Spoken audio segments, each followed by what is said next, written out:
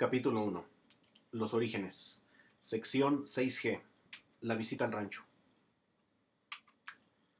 En esos tiempos yo tenía a mi amiga la dinosaurio, con quien hablaba de clases de dinosaurios, clases de plantas y clasificación de los seres vivos en general. En una ocasión, cuando iba en segundo de primaria, le dije a mis compañeros de salón que las cochinillas, que pertenecían a un grupo llamado Oniscideos, eran crustáceos, como los cangrejos, conforme a lo que me había dicho mi amiga la dinosaurio, y todos se rieron de mí. En otra ocasión, cuando estaba en tercer año de primaria, dibujé el sistema solar, con todos los planetas conocidos en aquel entonces, y también con otros pequeños y más distantes del Sol, que me había dicho mi amiga la dinosaurio que estaban ahí, y yo los puse. Y cuando se reveló el dibujo con todos mis compañeros, se burlaron de mí. Así que y empecé a dudar de lo que me decía mi amiga la dinosaurio y ya no le hacía tanto caso. La visita al rancho. Eran las vacaciones de Semana Santa de 1990. Fuimos a León a pasar las vacaciones con mi familia. Mi tío Juan, esposo de mi tía Anita, fue quien nos llevó al rancho de Lindero, en su camioneta, que era una camioneta para 3 toneladas. En la parte de adelante iba conduciendo mi tío, y junto a él estaba mi abuelita y alguien más. En la parte de atrás íbamos mi mamá, mis tías Anita, María y Kika, todos mis hermanos y mis primos respectivos a cada una de mis tías. Fuimos al lindero, donde vivían 3 de los hermanos de mi abuelo Irineo, Epifanio, Cruz y Logio, en un terreno contiguo cada uno. Nos hospedamos en todas las casas de los hijos de ellos, y yo me quedé en la casa de Domingo, que era hijo de Cruz. En esta imagen vemos una fuente de agua que se utilizaba para darle de beber a las vacas, a los borregos, y también a veces para nadar. Mi tío Epifanio, hermano de mi abuelo, se había casado con una muchacha llamada Fortunata Prado, la cual era prima hermana de mi abuela, Carmen, por lo cual sus hijos tienen los mismos apellidos que mi mamá, que son Ortega Prado. Las cocinas de ese lugar no permitían la salida del humo, y como se cocinaba con leña, este generaba grandes cantidades de humo. Al entrar a la cocina se podía ver claramente una densa nube de humo que pertenecía al aire que estaba más caliente que la parte de abajo, que era el aire más frío. El aire frío, al ser menos denso, se veía mucho más claro, y la parte de arriba del humo, que era mucho menos densa, hacía llorar los ojos cuando entrabas a la cocina. También todo el techo y todo lo que había alrededor se teñía de color carbón, lo cual me llamaba la atención, porque incluso algunas arañas que habían muerto tiempo atrás quedaban cubiertas de hollín. Mi tía Fortunata notó la manera particular en la que yo observaba el techo y me dijo: "No respires el humo, ve afuera". Entonces me dio unas gorditas de trigo que había hecho y un vaso de atole. Eso fue una de las comidas más deliciosas que jamás he probado en toda mi vida. Aquí vemos un poco de el campo y el arado con el que utilizan para sembrar. Desde que amanecía nos levantábamos, mis primos y yo caminábamos unos 2 kilómetros cerro arriba para acarrear agua. Fue la primera vez que veía yo un manantial de agua, y quedé maravillado al ver cómo salía el agua de las rocas. Acarrear el agua en el cerro era un poco más difícil que acarrear agua en la colonia donde vivo, ya que ahí no había subidas y bajadas. Todo estaba pavimentado y era más fácil caminar en general. Y realmente el subir y bajar era algo que yo disfrutaba mucho. Luego dar de comer a los animales, y luego calentar agua en botes de metal para que nos bañáramos. Los frijoles, las tortillas, los nopales, el huevo y el agua sabían muy muy distinto, y su sabor realmente era magnífico. Aquí vemos una pila de agua que la utilizaban para lavar tanto ropa como trastes.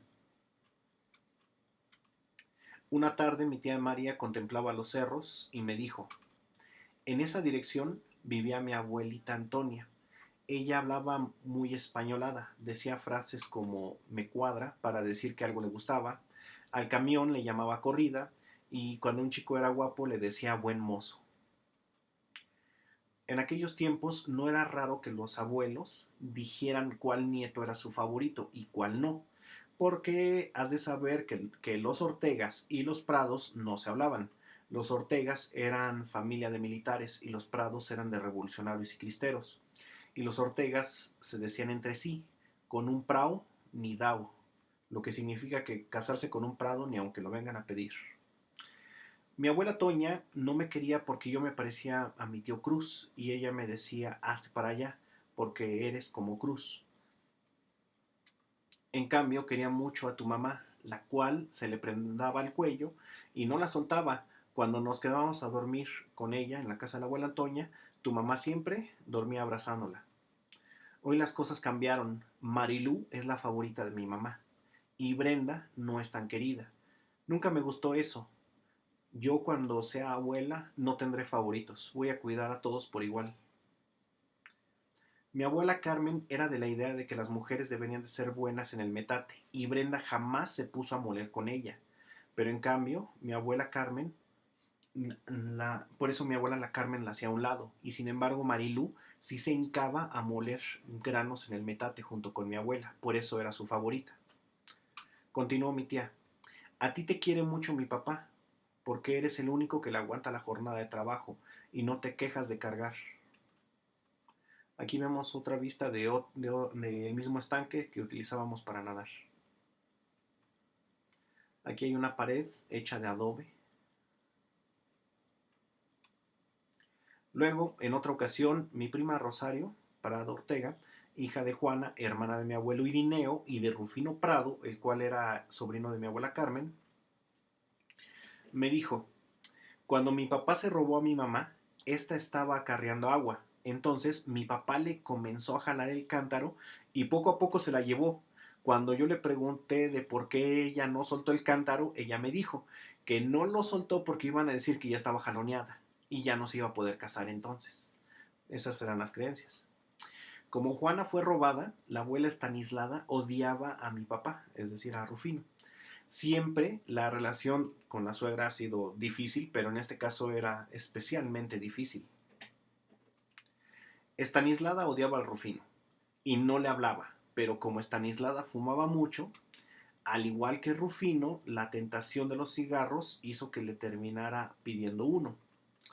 De hecho, Estanislada fumaba tanto que gran parte de la pensión que recibía de su hijo Vicente, que fue el que le mataron en el ejército, se le iba en cigarros. Cuando murió Cástulo Prado, Estanislada se fue a vivir a la casa de su hija Cirila, y Cirila manejaba la pensión, y según ella todo el dinero se le iba en cigarros. Cuando murió Estanislada, su hija Leonicia vino por Cirila y se la llevó a Estados Unidos, donde falleció tiempo después. Aquí vemos una casa abandonada, también hecha principalmente de adobe. Para terminar la parte de las narraciones, mencionaré la que me dijo mi mamá cuando estábamos en el patio con mi abuela Carmen, contemplando los cerros. Cuando mi madre tenía como 5 años, mi abuela Carmen la llevaba a los cerros. Ellas y otras mujeres cargaban comida, vestidos, sandalias, hilos, latas de comida, manchetes y otros objetos de metal.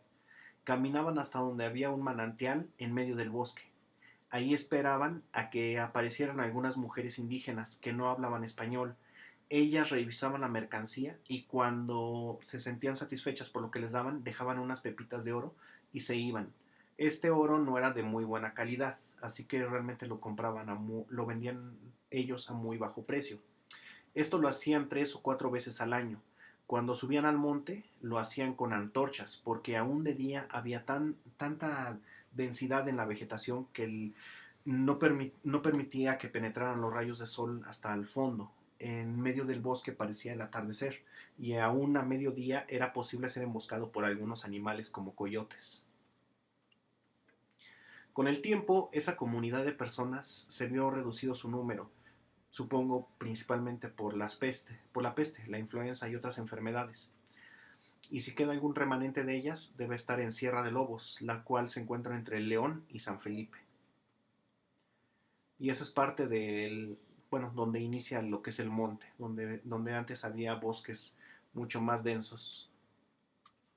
Por otra parte, mi abuela y mi madre también me contaron que Antonia y Estanislada se odiaban mutuamente, pero como varios de sus hijos e hijas estaban casados, no les quedó de otra más que hacer las paces. Con el tiempo, una buscaba a la otra cada vez que tenía un mal sueño y las dos terminaban rezando juntas el rosario. Entonces pregunté qué es lo que soñaban y mi abuela me dijo, pues soñaban muchas cosas. Por ejemplo, en un sueño Estanislada soñó que los burros se extinguían y que la gente ahora viajaba en camionetas y se aterró y se fue con Toña para rezar el rosario. Entonces yo no pude evitar y me reí. Entonces mi mamá me dio un coco y me regañó. Y mi mamá me dijo, no es motivo de risa. Si ellas se aterraban fue porque la gente pobre ya no tendría con qué llevar su mercancía. Miles iban a morir de hambre y otros tantos iban a tener que emigrar a Estados Unidos para trabajar.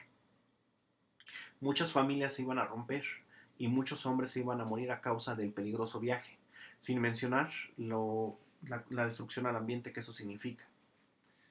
Entonces mi abuela continuó, sí, ellas soñaron muchas cosas para esas fechas, padres que abandonaban a sus hijos, niños que no amaban a sus padres, pero cuando estaban rezando les contestaron que eso no iba a pasar en sus días, que sus ojos no lo verían. Mi abuela Carmen continuó, mi abuela Luisa creía en Cristo, pero no le gustaba ni la Virgen ni los santos, y a mi madre y mi madre Antonia le rezaba a todos los santos y vírgenes que había. Luisa le decía a Antonia que repetir por repetir no hace que Dios te oiga, que Dios te da un propósito para orar y las palabras para hacerlo.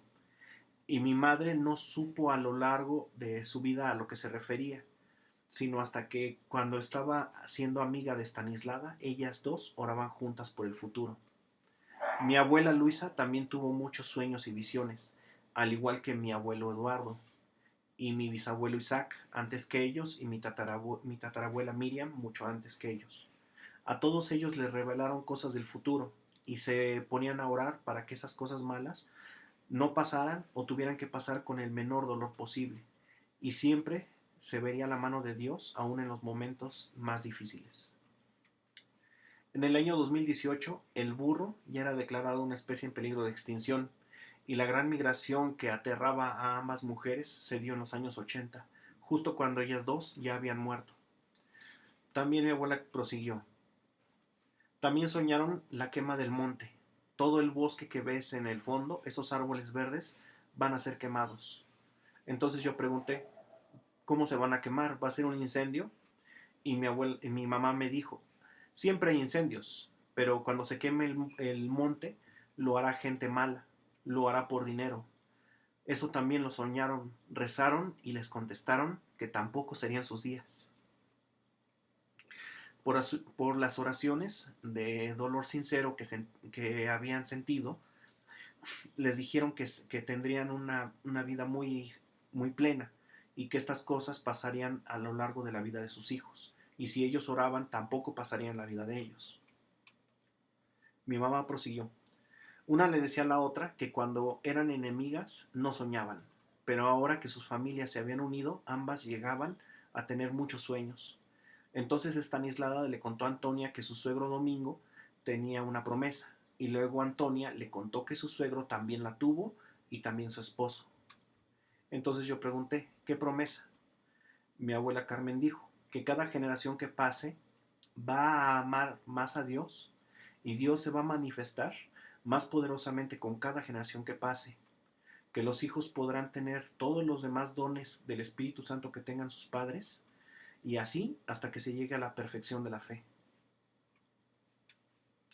Carmen continuó, también están las promesas de la iglesia y del avivamiento, que de tiempo en tiempo vendrá un avivamiento a la familia, es decir, un despertar espiritual, pero uno o dos de los que ya están maduros tendrán que ser cortados del árbol para que los demás maduren. Mi mamá continuó, ni Estanislada ni Antonia tenían la sangre de la promesa, pero estaban casadas con alguien que sí. Por eso fue hasta que dejaron su odio de una por la otra que Dios pudo actuar en ellas y les dio sueños y la preocupación del mundo futuro para que pidieran por esos sucesos que, aunque son necesarios, para que pasaran con la menor cantidad de dolor posible. Cuando mi abuela estaba a solas con mi mamá, Ellas hablaban claramente de temas que con nadie más hablaban. No daban vueltas ni censuraban palabras. Esa era la manera en la que mi abuela se despedía de mi madre. De alguna manera ella ya sabía que iba a partir. Y esta es parte de donde inicia el bosque. Es aproximadamente a las 2 de la tarde y se ve la sombra que proyectan los árboles muy intensa. Fin de la sección 6G.